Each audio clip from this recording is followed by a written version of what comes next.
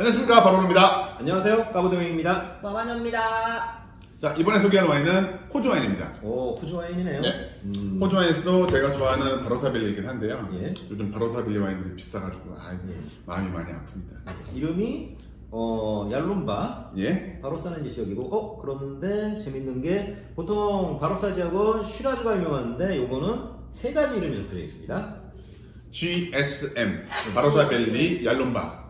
혹시 GSM 이름은 어떤 뜻인지 얘기해 주실 수 있겠어요? GSM, 예. G, 그르나슈, 예. S, 쉬라, 예. M, 예. 무흐베드르. 땡! 맞잖아. 슈라지야.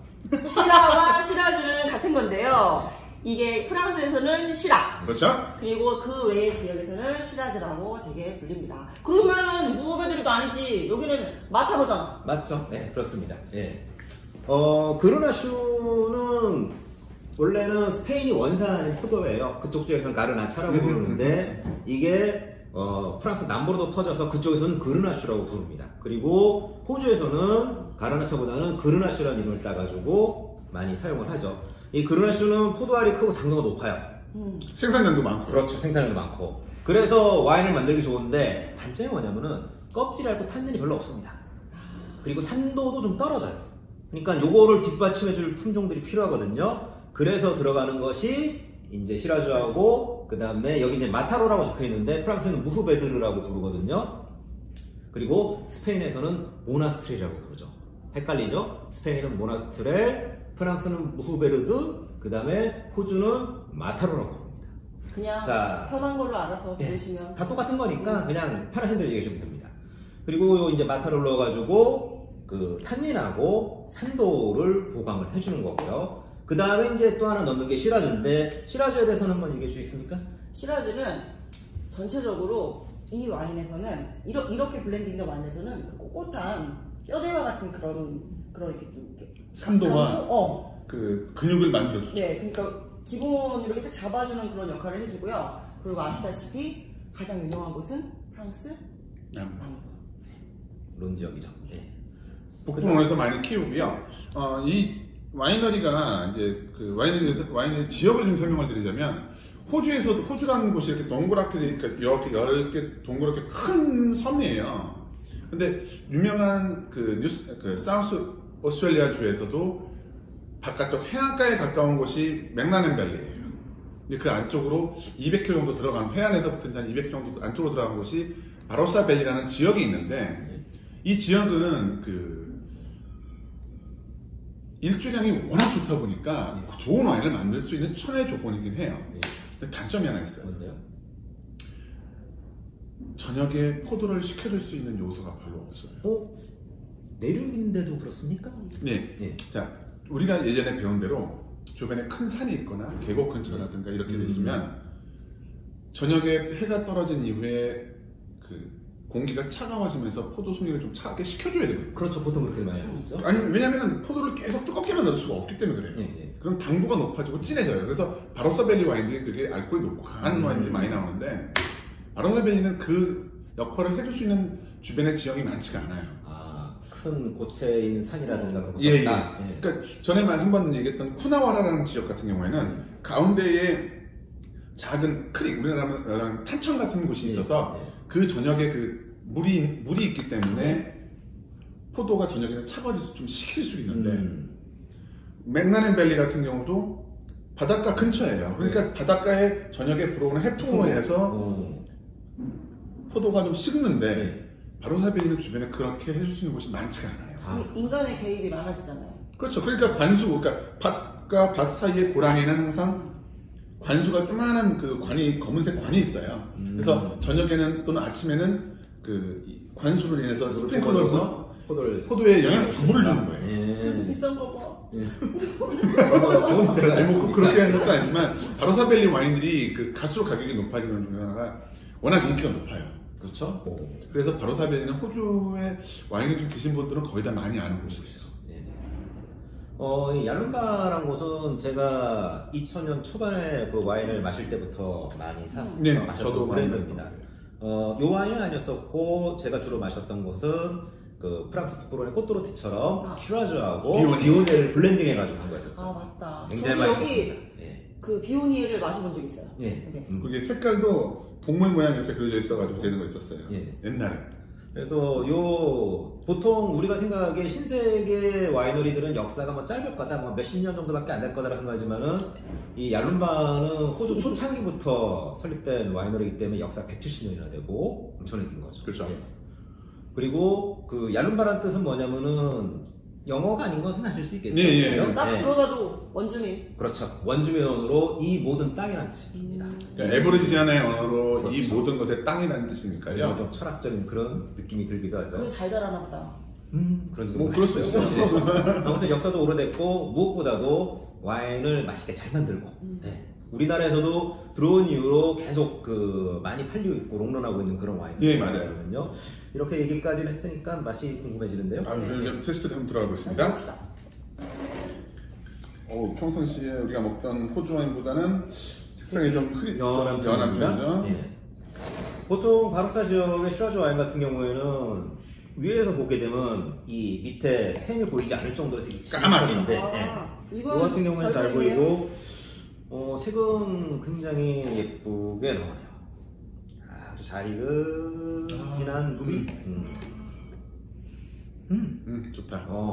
보통 바르사 지역의 슈라즈 와인 같은 경우에는 검은 과일하고 그 다음에 나무하고 예. 견과류하고 그 다음에 이제 코코넛, 모카 예. 그런 쪽이 강한데 지금 이 와인 같은 경우에는 그거보다는 과일 향이 굉장히 나고 그렇죠. 초콜릿. 초콜릿 국내 맛. 향이 네. 나오고 그러니까 우유 젖산 발효에서 나오는 그 우유 브린내 네. 같은 나오고요. 코티브 예. 그 냄새. 요게 아마 시간이 지나면 좀 약간 견과류 쪽으로 바뀔 겁니다. 흔드니까 향이 더 풍부해지고 부드러워졌어요. 잘 익은 검은 체리 정도의 과일 느낌이고 네. 그 다음에 산도가 그런 검은 과일, 검붉은 과일하고 짜릿한 그런 과일 네. 향이 쫙 잘 나오고 그 다음에 나무하고 약간 그을린 나무에 조금 씁쓸한 그런 기분 좋은 저희가 지금 실수를 한 게 하나 있는데 이게 좀 촬영 전에 예전처럼 몇 시간 전에 열어놨으면 더 괜찮았을 텐데 저희가 촬영 바로 시작하기 한 5분 전에 열어놨거든요. 그러니까 요 첫 향이 조금 아니 살살 후추향 같은 거 올라와. 네, 그렇죠. 네. 향신료 향이 나오고요. 맛에서 약간 지금은 딴지 얼마 안 됐기 때문에 그런지 약간 좀 느끼한 부분이 있는데 요거는 시간이 지나면 네. 아마 사라지면서 훨씬 좋아질 겁니다. 보통 호주 와인 너무 진해서 싫어하는 분들도 계시거든요. 저 같은 경우도 와인을 제일 먼저 좋아했던 와인은 호주 와인이었어요. 딱 마시면 일단은 맛있고 진하거든요. 그런데 이게 와인을 쭉 마시다 보면 나중에는 그 진한 맛이 좀 질릴 때가 오거든요. 저는 그래서 호주 와인 별로 안 좋아했어요. 네, 좀 더 이제 섬세하고 그런 쪽으로 가죠. 좀 연하고. 그래서 이제 많은 분들이 그 프랑스 보르도 같은 경우에는 좀 오래된 거, 그 다음에 부르고뉴 피노누아 뭐 그런 쪽들 많이 드시고 그러는데 지금 이 와인 같은 경우에는 빈티지가 2016인데도 불구하고 거칠진 않아요. 굉장히 그 너무 진하지 않고 적당하면서도 그 다음에 탄닌은 잘 익어가지고 부드러운 그런 느낌. 알코올이 확 와. 네. 알코올이 뒤에 오죠. 확. 근데 생각보다 알코올이 높지가 않아요. 네. 13.5도고요. 그래서 그 호주 와인 너무 진한 거 싫어하는 분들이라고 한다면은 지금 이 와인 같은 경우는 맛있게 잘 드실 수 있을 것 같습니다. 근데 이게 향 때문에 알코올이 크게 느껴질 수도 있을 것 같아요. 그렇죠. 그렇죠. 네. 그러니까 아까도 말씀드렸지만 그라나 슈라나 애들이 그 품종이 나쁜 품종이 아니고 그 잘 만들려면은 포도 나무에서 가지치기를 되게 많이 그 그라나페스트 시작해서 많이 관리를 해야 돼요. 근데 이 와인 같은 경우에는 지금 관리도 잘 한 것 같기도 하지만 재밌는 특징 중에 하나가 입에서 전체적으로 향신료 느낌이 많이 나오진 않지만 살짝 나오고 아까 말씀드린 검은 체리 향도 살짝 나오고 그러면서 산도가 은은하게 뒤에 오래 빼줘주거든요. 조금만 더 시간이 지나면은 크랜베리 느낌도 살짝 나올 수 나 있어요. 지금 나오는데? 그래요? 그러니까 말린 과일 같은, 그러니까 잘 익은 자두. 그쪽. 잘 익은 체리 이런 쪽. 참. 검은 체리 이런 쪽. 그 궁금한 게 있는데 네. 호주에 네, 잠깐 있었습니다. 네. 잠깐 이제 네, 알고 있는데 호주는 옛날에 그 한 가지 품종들 와인을 많이 만들었잖아요. 시라즈라든가 까쇼라든가. 근데 요즘은 점점 이런 GSM처럼 블렌딩된 와인들이 많이 들어오는 것 같은데 그 이유가 뭔지. 기본적으로 이렇게 좀 전에 한번 슈퍼 토스카나 같은 얘기를 한 적도 있었지만 맨 처음에는 보르도 블렌딩 또는 그러니까 까베네 소비뇽, 슈라즈 이런 단일 품종으로 많이 만들었었어요. 네. 근데 이게 앞에서 설명하신 것처럼 먹다 보면 질려요. 왜냐면 알코올이 높고 한 품종이 갖고 있는 당분이 워낙 강하니까 계속 먹다 보면 질리는 부분이 있는데 사람이 하나를 계속 먹을 수는 없거든요. 인간공부는 되게 단순해서 계속 먹으면 질려요. 자기도 모르게 질려서 딴 걸 찾게 되거든요. 탄닌. 탄닌 올라온다. 계속 해? 나 이제 집에 갈까봐. 근데 이제 처음에는 아까 말씀하신 것처럼 이 와인들에서 만드는 그 슈라지 비오니라는 품종이 있어요. 품종으로 된 와인이 있는데 옐롬바에 저도 그걸 되게 좋아했었거든요. 그래서 이거 유행하면 왜 비오니라는 화이트 와인 품종을 넣을까라고 했더니 슈라지라는 아까 맨 처음에 설명드린 것처럼 슈라지라는 와인 갖고도 이미 뼈대가 설 수 있어요. 네. 근데 레드 와인이 갖고 있는 탄닌이라든가 당분 그 부분을 갖고 계속 만들다 보면 아까 질리다고 말씀드렸잖아요. 그다음 이거를 좀 더 산도를 넣어서 보완해 줄 수 있는 게 뭘까 하고 사람들이 연구하다 보니까 슈라즈가 고향이 어디지? 그러면 프랑스 남부를 보고 북부론에서 만드는 블렌딩 스타일로 비오니를 넣어보니 산도가 좀 더 부드럽게 나오더라고. 화이트 와인이 갖고 있는 산도가 다르거든요. 그 장점을 첨가한 거죠. 첨가한 거죠. 그러다 보니까 이제 그 와인의 유행이 시작되다 보니까 다음으로 한 게 그럼 남쪽에 논에 만드는 스타일도 있잖아. 그럼 그것도 한번 넣어보자. 왜? 모든 사람이 슈라지를 먹진 않았거든요. 그러니까 슈라지가 메인 품종이긴 했지만 메인 품종이 40%를 넘진 않아요. 네. 30 몇 퍼센트, 20 몇 퍼센트밖에 안 될 거예요. 그러니까 레드와인 품종도 까베네 소비뇽, 멜롯, 뭐 그라나슈, 무드베르드 외에도 정말 그 호주라는 나라가 이민자의 나라이기 때문에 자기 고향에서 갖고 온 품종들을 다 키워요. 네. 그래서 리슬링도 있고 그렇죠. 이민자들까지. 네. 리슬링도 있고 또 있는 게 뭐냐면 네비올로도 있어요. 네. 말백도 있고요. 네비올로가 있다고요? 예. 어떻게 네비올로가 있고? 많지는 않은데 소량 생산을 계속해요. 지금 그 생산량이 계속 늘어나고 있거든요.